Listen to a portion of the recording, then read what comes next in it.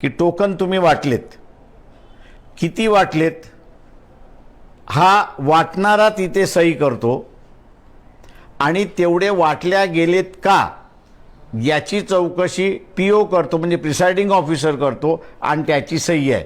आता हा साधा डॉक्युमेंट आहे, तो साधा डॉक्युमेंटसुद्धा द्यायला तयार नाही तशी असणारी परिस्थिती आहे.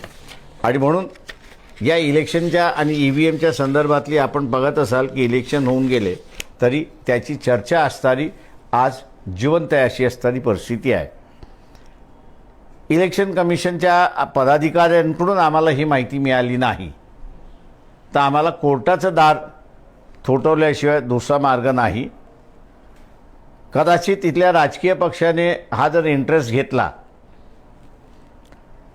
आणि एकत्र येऊन लढण्याचा असताना त्यांनी जर विचार केला तर मला असं म्हणता येईल की हे 75 लाख टोकन तुम्ही आम्हाला दाखवा.